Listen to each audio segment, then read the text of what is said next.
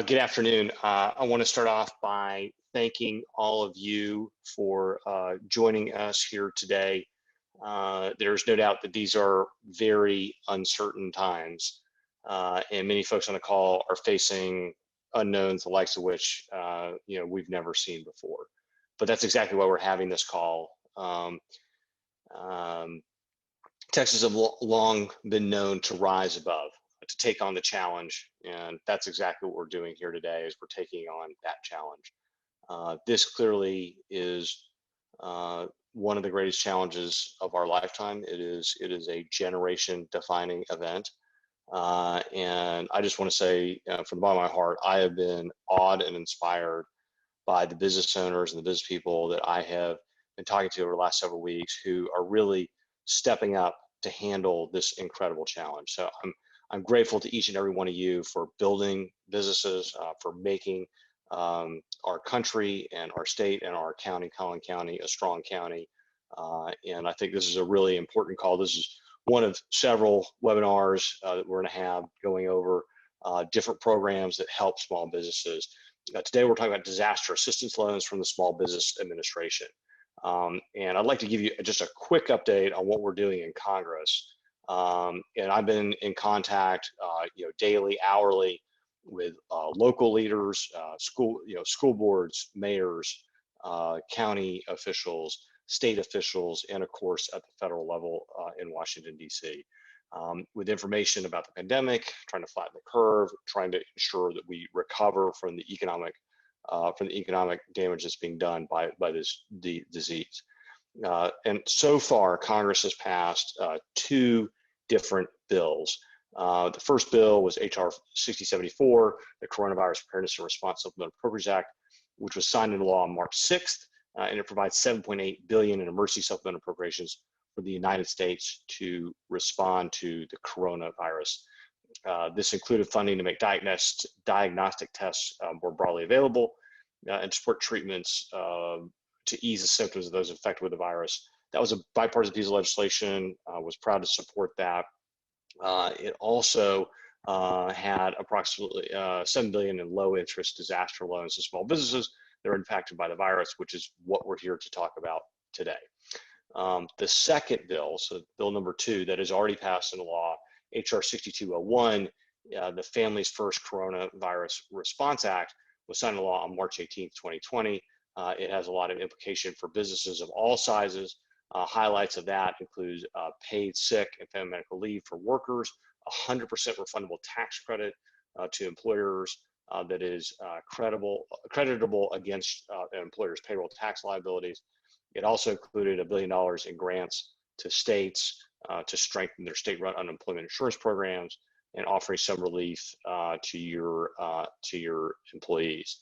There is a third package. The language that's pretty final came out this morning. I just got off a 2-hour conference call with other Republican members of Congress, and that is H.R. 748, the CARES Act. It's being finalized. My expectation is that it will be voted on in the Senate this afternoon, and the House will pass it tomorrow. The creation of and then this does a variety of different things. It's a very robust package to try to address the health issues as well as the economic issues that this particular pandemic has created. A couple of features that are most germane to business owners is the Paycheck Protection Program, a $350 billion loan program to help small businesses to continue to pay healthcare benefits, interest, mortgages, things like that. There's a loan forgiveness component in there. Allowing business, if you maintain payroll through February 15th of 2020, through June 30 of 2020, you can get forgiveness for some of the paycheck protection loan that used on payroll costs, mortgage, interest, rent, utility over an 8-week period. And then there's a direct payment component to Americans of $1,200 to $2,400, depending on the family size. And just know that Congress is taking a lot of actions. I am watching government at all levels. So at the city level, school board, at the state level, at the county level, and at the federal level, tremendous amount of motion, major muscle movements that's being taking place today across the board to try to deal with this pandemic, trying to address it, trying to keep our society healthy, at the same time trying to deal with the economic consequences of keeping our society healthy. Small businesses are the backbone of our economy, and they're the hallmark of our community. We have a tremendous business environment, very positive. We've been incredibly successful in Texas and in Collin County in particular in growing our businesses. I really appreciate the work of each and every single person on this call. And I just want to say how inspired I've been to hear the stories of individual entrepreneurs and the challenges that they're facing and how they're rising to those challenges. I have every confidence that America is going to take this on. We're going to beat it, and we're going to be back better than ever. But there's a lot of work to do between here and there. And part of that work is understanding this particular program. And we've got the absolute expert in here to talk about it. So we've got Herb Austin. He's the district director for the Small Business Administration Dallas-Fort Worth office. He's been at the SBA for 31 years. And he has done numerous assignments around the country. He was in New York for a little while, and he is now here in the SBA office. He oversees 72 counties in North Texas.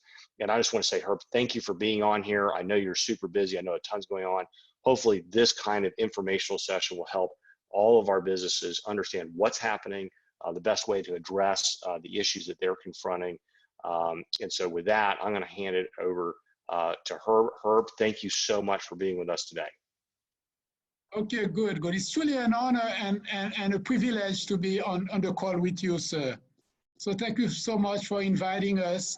And I also want to say thank you to your staff members. They have been wonderful. Gabriela has been terrific, and so was Denise. Can you hear me well now?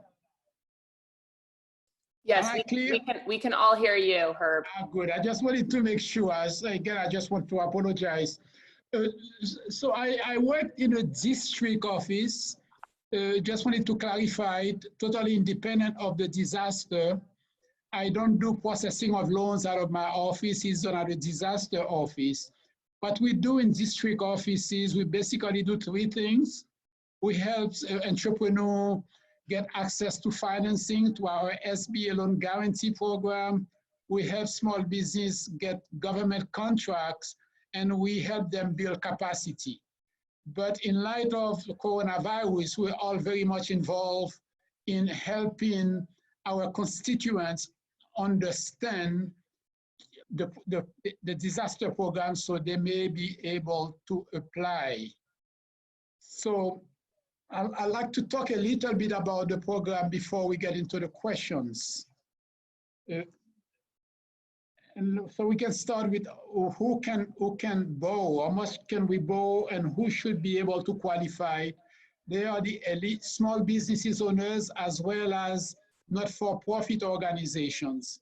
And when I say small business owners, we're really talking about 97% of all businesses in the United States. For those of you who question, am I really a small business or not? The chances are all of you on the call could potentially be a small business. One can apply for up to $2 million, but you don't make that decision. The underwriter will probably, based on the information that you would provide, make a decision on your behalf how much money you should be applying for. The interest rate on these loans are 3.75% for small businesses and 2.75% for not-for-profit organizations. And the terms, you have 30 years to repay that debt. Now, one must understand that those loans are not for your profit, nor your revenue. Those loans are used to pay fixed debts, payroll, accounts payables, and other bills that could have been paid had the disaster not occurred. So the loans are not intended to replace your lost sales or for expansion. So basically, if you're applying for $25,000 or less, or if the underwriter determines that what you need is $25,000 or less, There is no collateral requirement for loans of 25,000 and under. And anything over that, SBA requires collateral as long as it's available. But if it's not available, SBA will not turn down your loan for lack of collateral. Now, I know many of you are having difficulties in going on the site. The site has been down for repair and for upgrade. So of course, the other option to apply would be on hard copies. And we are getting a lot of those applications here right at our office, and we work them to Fort Worth, where our disaster office is located. And one can do that as well. But we were told that the best way to do it is to wait for the site to be functional, because it's easier to do it online than hard copy. Now, with the application, it's very specific, the other documents that would be required. And I like to go through this. That's very important. One of my advice would be to make sure that you provide a complete package to the center. What you do not want to happen is something is missing and they have to put that application aside, and for you to submit that application, so you would have lost just about a week just in the process. So you need first a loan application, and allow me to mention the number of the form. The loan application is a form number 5. It's SBA form 5 for all companies except the proprietorship or self-employed. For those, you need the form 5C as in cat. The tax information authorization must be filled out and signed by the applicant. It's an IRS form 4506, T as in Tom. Then copies of the most recent federal income tax return is required, not 2 years, not 3 years, but the most recent one. You need a schedule of liabilities. Again, it's an SBA form 2202. And a personal financial statement for every person that owns 20% or more of the business. So if you have a business and you have 3 owners of over 20% each and every one of them has to provide a personal financial statement. Then there is the SBA form 1368, very important, because on that form you would provide the monthly sales figure. And that is important for the loan officer to determine how much money you would need to carry you over the next few months. Most businesses are eligible to apply. Very few businesses are ineligible. You know, if you're a gambling concern, you cannot apply. If you are a bookstore selling religious book, you would be ineligible to apply. If you're a religious organization, you would also be ineligible. But just about every other enterprise industry is eligible to apply. Now, as the loan comes in, the package comes in, it's passed on, somebody will have to make a decision whether you will be approved or not. There will be times where one might be denied, and I will touch on that in a moment. But one of the first things that the underwriter will be looking at is your credit history. The credit history must be acceptable to SBA. I am not in a position to tell you what the number is that they're looking for, but I have been told that they are so lenient that what is acceptable with them would have never been accepted by a lending institution. So they're very, very lenient. You must be able to determine that you have the ability to repay that new debt that you're incurring now. And that's basically what the person will be looking at. Now, a couple of things. You may not be aware that you have 30 years to repay that debt. And once you get the loan, remember, it's not from a bank, it's directly from the Treasury. It's a federal loan. And you don't start paying the loan until a year from date of closing. So you have a whole year to repay that debt. But in the meantime, on a monthly basis, you need to pay the interest rate only. You pay the interest on the loan and not the principal. So you have a full year, and depending on what happened with the situation we're in right now, they may even provide an extension. Some of us will be denied. And the way it would work, if you get a denial initially, for whatever the reason might be, it could be for a credit reason. So you do have time to correct that issue and reapply. So I know folks who have already received letters saying you have been denied, and they will all be receiving another letter stating that you can reapply within 6 months. So you have within 6 months to reapply. We have organization in your community, the Small Business Development Center, for example.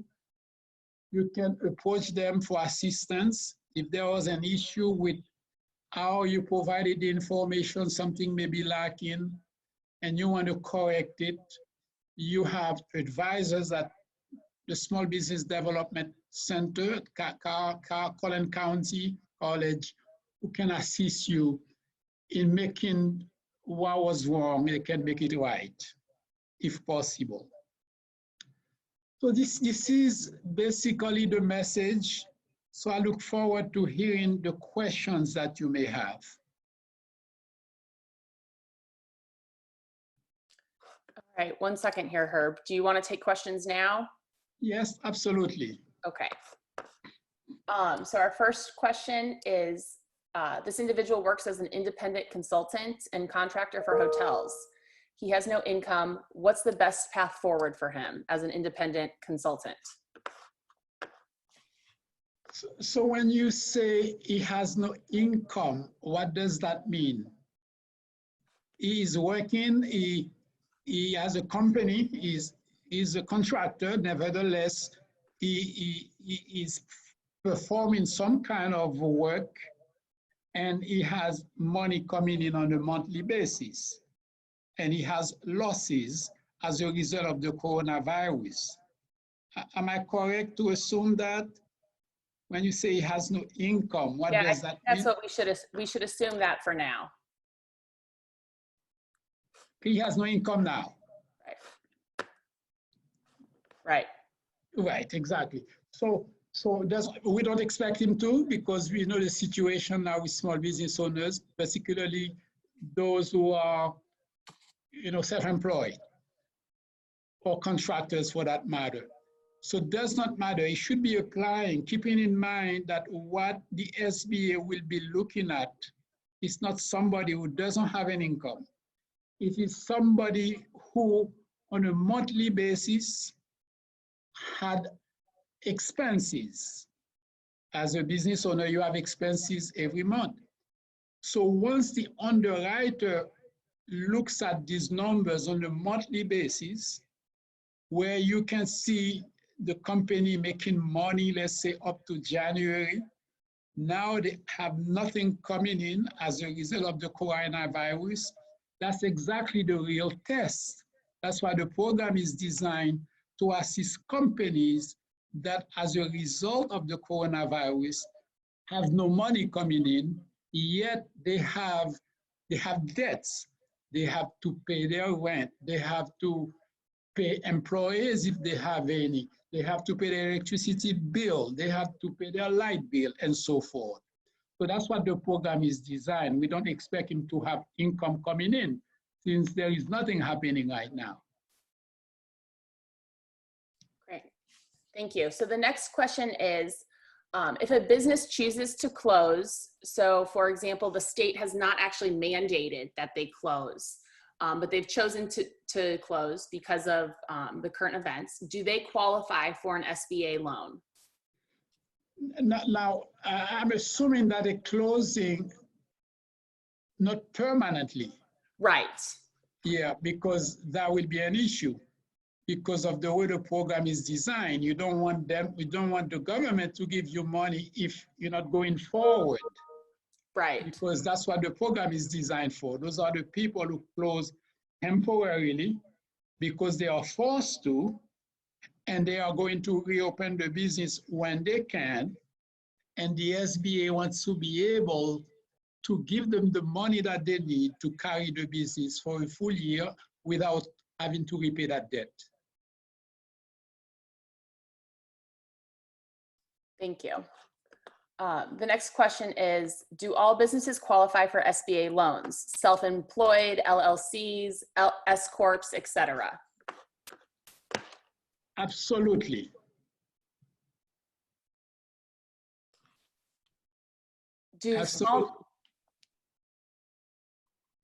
What are the requirements relative to maintaining employment? We have 252 employees across 4 states, but we cannot keep more than 200. What are the general terms?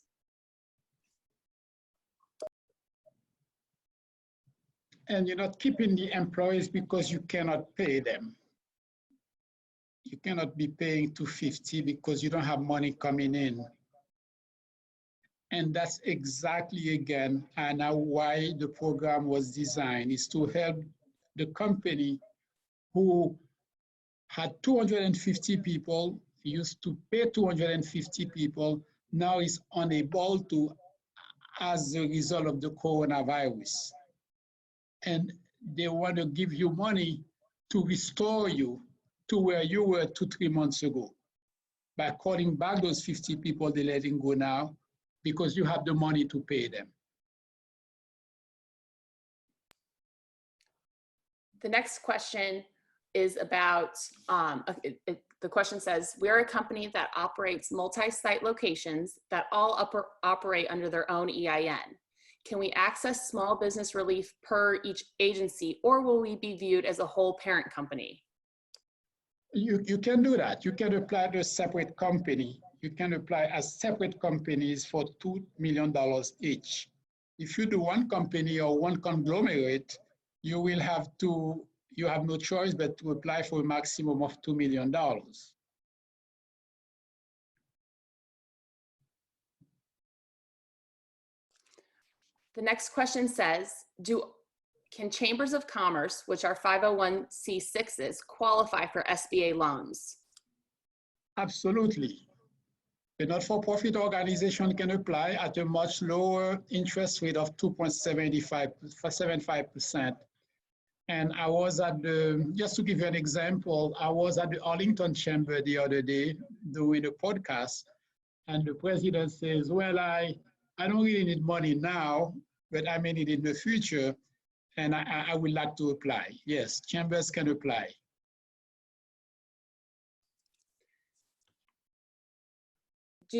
Does the Small Business Administration and other involved agencies prioritize applications for critical businesses first to keep them open and support the rest of the community?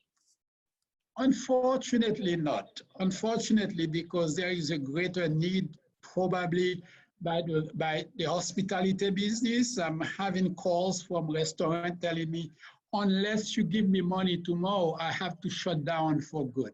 But no, SBA doesn't prioritize by industry, no. My employees' hours fluctuate week to week depending on what work week we have obtained and scheduled based on business demand, weather, etc. They are paid weekly. That said, regarding the SBA disaster loan program, how do I determine how much I can pay my employees each week? What guidelines are or will be available to help me figure out how to pay them each week? Well, you know, and the SBA cannot make the decision for the business owner. That's a business decision. What we want to do is to put money in his hand so he can keep his employees working. But since there is no work to be done, he's incurring an expense and he has no money to cover that expense. And we want to be able to help him. But we are not in a position to make a business decision for him.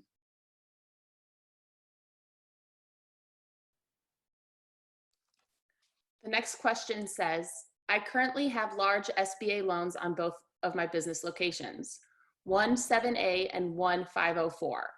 Adding another disaster loan will put so much debt on the business, it will jeopardize the business as a going concern. How does the federal government / SBA plan to manage these loans? Again, it's truly a business decision. All I can say is on the 504 and the 7A, the owner can request a deferment. On the 504, there is an automatic deferment for at least 6 months. On the 7A, you need to talk to your banker. They can also provide you a deferment for 90 days, 3 months, up to 6 months.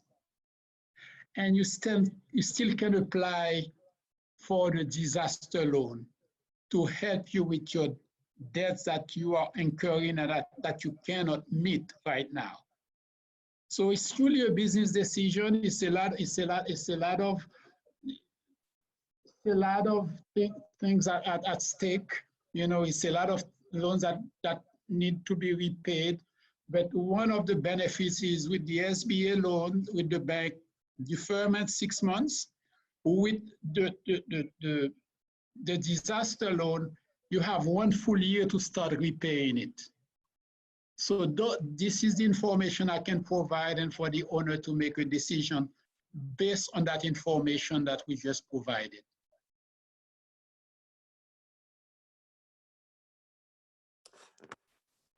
Okay, and you've already answered this question, Herb, but I just want to repeat it one more time because we are receiving it often. But when will the disasterloan.sba.gov website be back up? A lot of people have said that it's currently down and has been down all morning. It has been down, unfortunately, again, all morning because they are doing some major repair, trying to update the system to be able to accept that many applications coming in on an hourly basis. It's been a lot. Hopefully, it should be back again by morning.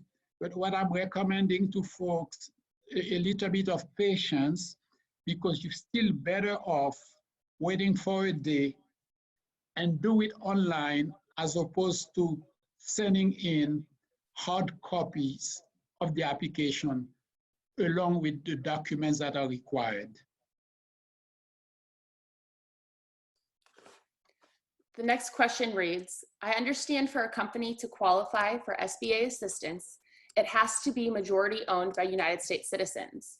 Our company is co-owned by a foreign national, our partner who owns 33.3%. The remaining 66.6% is held by United States citizens. We should be covered in regard to the citizenship requirement. However, my brother and I own their company through a holding company. Does that pose a problem? No, it doesn't. First of all, as long as you own 51% of the company as a US citizen or a green card or resident, and the rest of it is owned by foreigners, doesn't matter. If you own a holding company, in addition to this,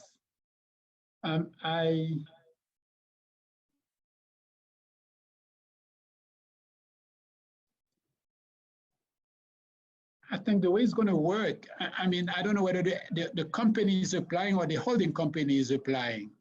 But nevertheless, if if the company is applying, they would need to supply information on the holding company as well. So yes, that's the answer. Yes, they can apply because they own a majority of the stock, independent of that 33% that a foreign company owns. If they have a holding company, there seem to be some kind of affiliates here.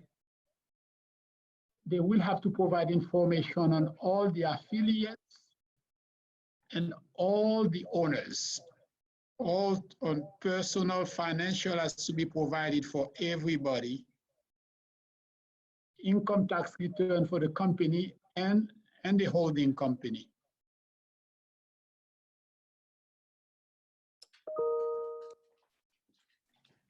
Okay, the next question says, if a business applies for a loan, is approved, but then a grant becomes available, can that business turn down the loan in favor of the grant without any repercussions? So let me clarify this. So if you apply for a disaster loan and you get approved, and you go to closing and you get your money, and for all purposes, you receive 200,000 that you don't have to start repaying. You can actually tell SBA, and that'd be the perfect time to say to SBA, I don't want the loan right now, because you can do that. And if somebody anticipates a grant, which I don't, that would be the way to go. You know, you get a call, you just got approved, congratulations for a loan of $200,000, but you've been reading that there might be a possible grant instead. You say to SBA, I don't want the loan right now, and I'll give you a call in 3 months and 4 months when I need it, which is legitimate, that happens. And then you play the game. You wait until there is an announcement that there is a grant, and you take advantage of the grant instead. Because there is nothing that tells me that there will be a grant so that the loan can become a grant. I haven't read anything of that nature.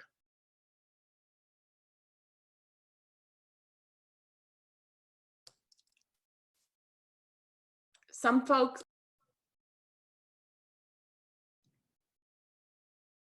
sorry, there's a few questions about, this was advertised as kind of a fast track loan process. How long, can you reiterate how long the timeline is from when a company applies to when they would, if approved, would receive their loan? If I was to take Katrina as an example, or the last major one in Houston, that was a natural one, a normal, you know, something that you can control.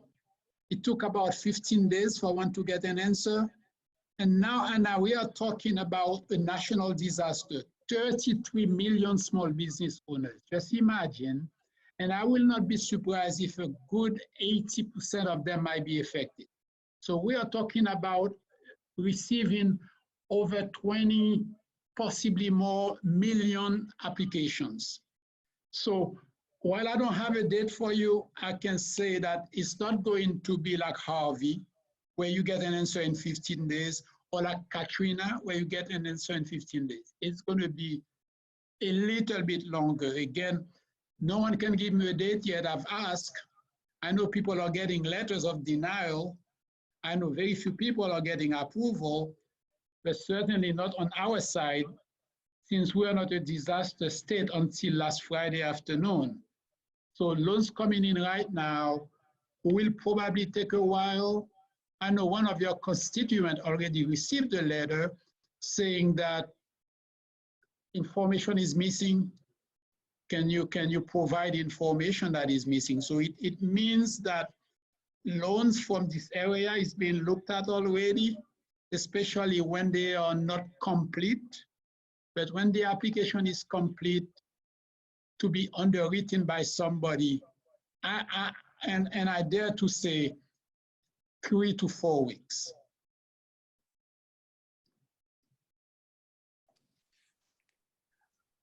The next question says, if I own more than one business along with S Corp, can I apply under each company? That's correct. You can do that for 2 million, maximum 2 million each.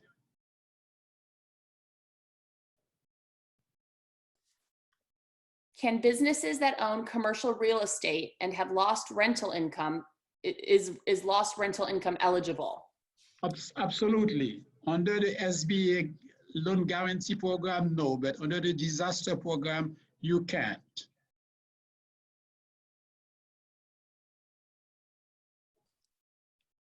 Can we use fiscal periods instead of monthly amounts on the form 1368? I don't see the form, Anna, but I will tell you, I will provide what they ask. I will provide what the form says to enter, and that's how I would do it. I won't do it any other way. We've gotten several questions about people wondering if there's an early payoff option or if there would be a penalty.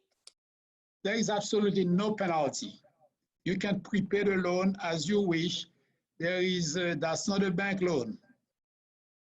There is no penalty absolutely for prepayment. A few people have also said that there's some news reports that part of the loan would be at 0% interest. Can you explain if that is or is not true? It is not true. What they may be referring to is there is a full year where you don't have to start repaying that debt.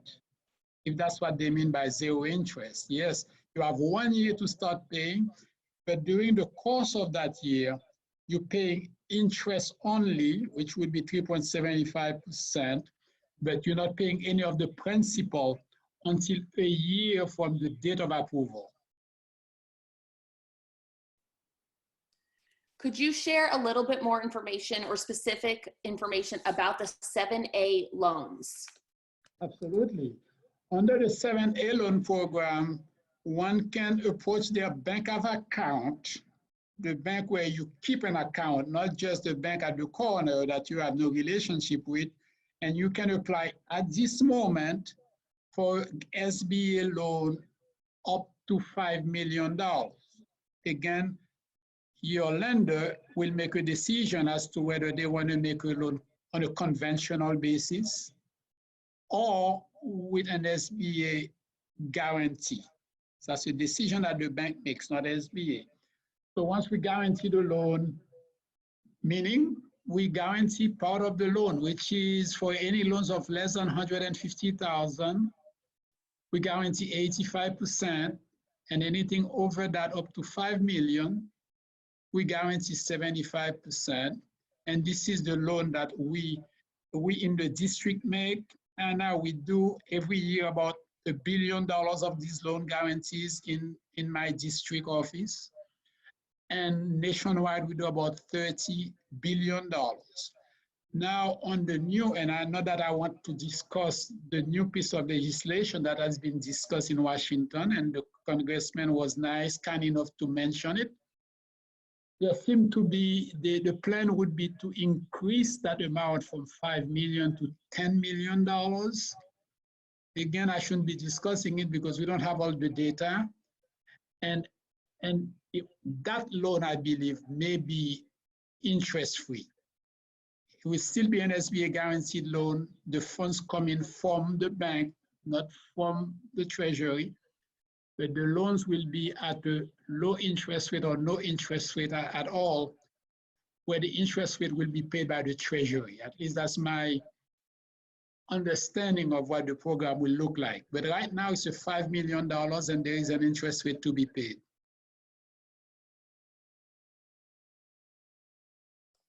Thank you. The next individual says, I applied but did not put an amount on the loan application because he didn't see where to input it for economic injury. Will that cause the application to be denied? As a matter of fact, we don't expect to see any numbers because, as I said earlier, your number is immaterial. So if you don't put it or you put it, it doesn't matter. And if you put it, it doesn't matter anyway, because the decision of about how much money you will need will be determined by the underwriter after having reviewed the application and understand what your losses are on a monthly basis for the past few months. So only then they will determine, you probably get a call, we were willing to make you a loan up to X amount based on the assessment of your losses over a period of time. So it doesn't matter whether you put a value or you don't put a value.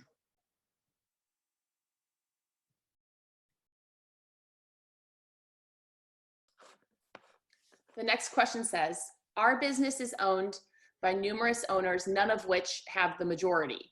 Will this program require personal guarantees?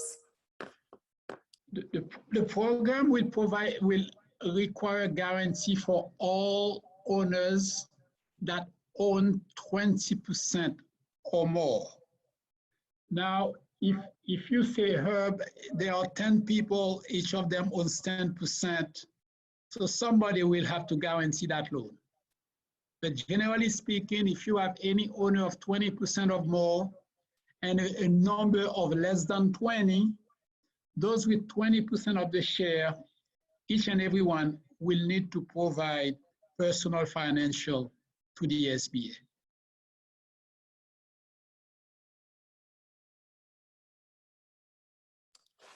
The disaster loan application asks if I have any federal debt.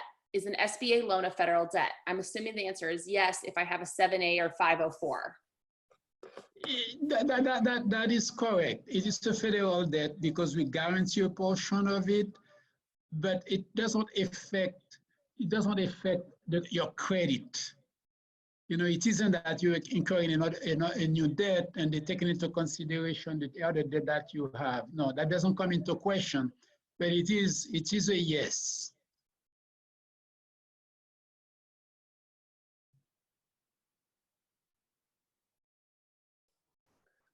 Which SBA form number is used to show monthly sales figures? It is 1368.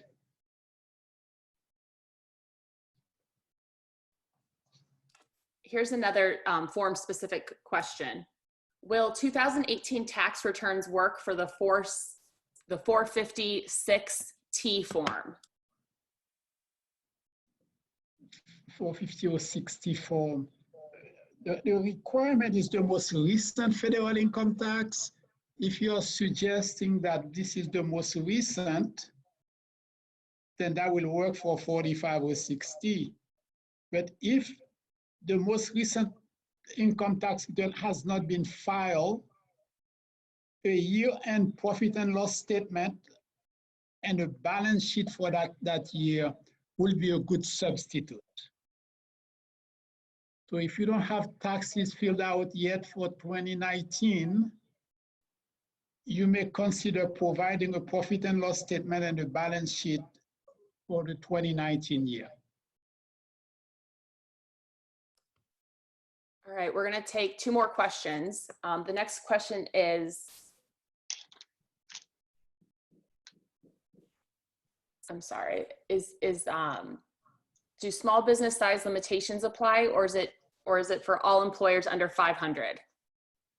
It is for any business 500, but 500 is really if you are a manufacturer or a wholesaler would be 100 employees.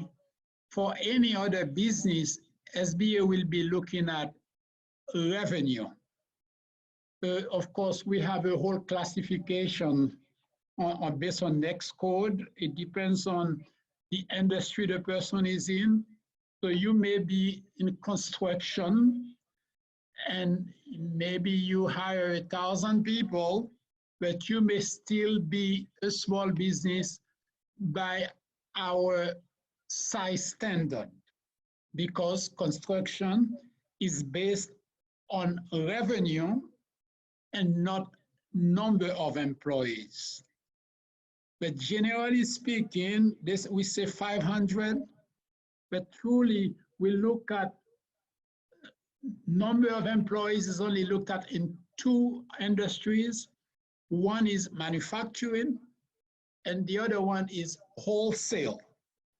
Anything else is based on size standard. You know, in construction, I know it because we see a lot of construction firm. It could be 35 million and less per year, but other industry wants to want to make sure we have a whole size standard office that I can call and find out for that particular client.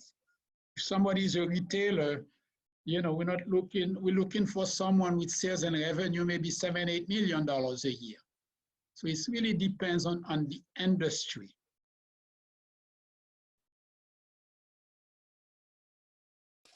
Okay, so we have one more question that's a quick one, and then one I think that requires a little bit more explanation.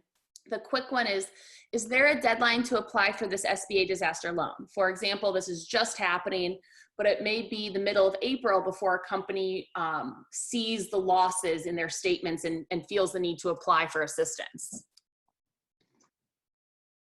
I will reconfirm. I believe you have 6 months to apply. And I will reconfirm whether it's 6 months or a year. I get the answer for you, but I believe you have 6 months to apply. And if you were to apply now and you feel like you don't get the money, you don't have to take the money either. Okay.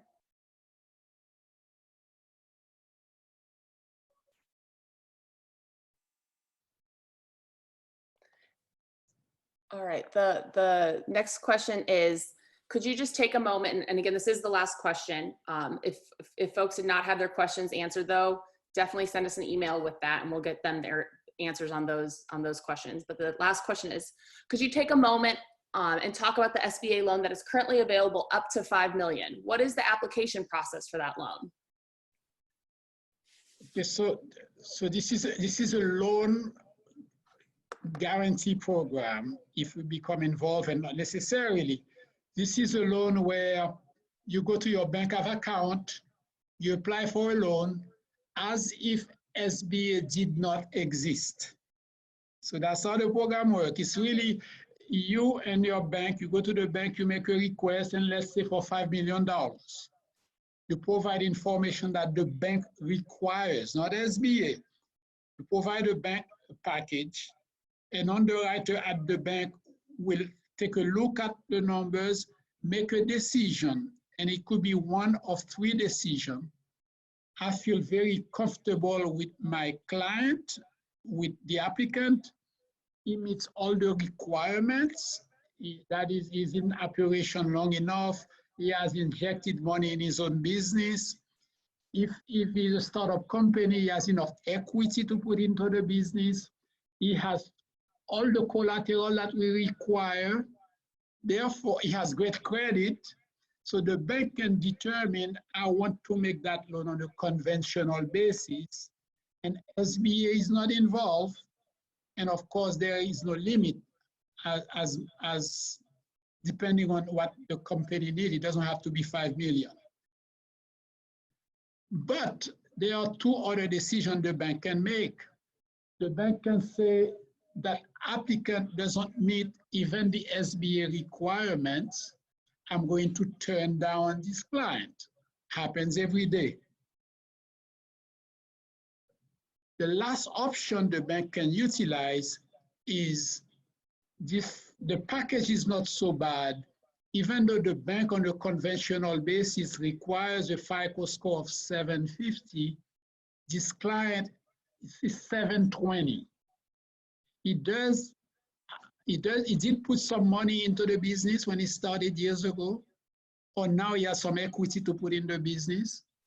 So the credit is not what the bank would want, would require on a conventional. It's very close. It's not bad. So the experience is there. The customer may lack all the requirements that the bank would require on a conventional basis. So the bank may say to the client, I am sorry, I couldn't make that loan on a conventional basis, but I like to use the SBA guarantee. The client may not even know who we are, unfortunately. So the client may say, I don't care, I just need money to inject into my business. And the bank will then give them one more form of application to fill out, which is the SBA application. And the SBA is no longer involved in the process. The bank has the authority to commit the government to the guarantee without our approval. So that's how what we call the 7A loan program works. And we also have a 504 loan program, which is for fixed asset and equipment. This is where the guarantee would be 90%. And the way the program works, and let's take $1 million as an example, the SBA will provide a guarantee of 40%. The owner of the business is required to inject 10% in the business, and the bank will make a loan of 50%, and they get first lien on the asset and equipment. So this program 504 works very well for gas stations, for example, with a C-store, works very well with a small hotel, works very much for a small business who is leasing a piece of property for his business, now has an opportunity to buy it. So it's probably the best program SBA has. It's a 90% guarantee. That 40% that SBA guarantees, the interest rate is right now 2.7% for the life of the loan, which is 25 years. So anyone on the line who needs more in-depth information, if I may right now give my telephone number, it's 214-218-1579.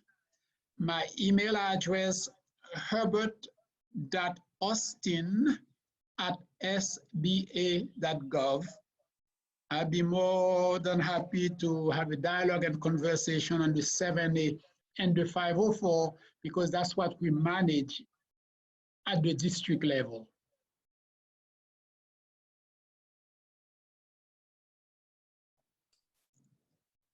Thank you, Herb. Congressman Taylor, there we go.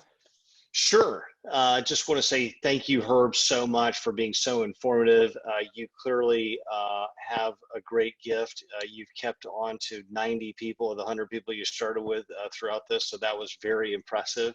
I wish I could do so well. I'm sure you can, Congressman. So very, very impressed. Just wanted to say, again, my office is here to help.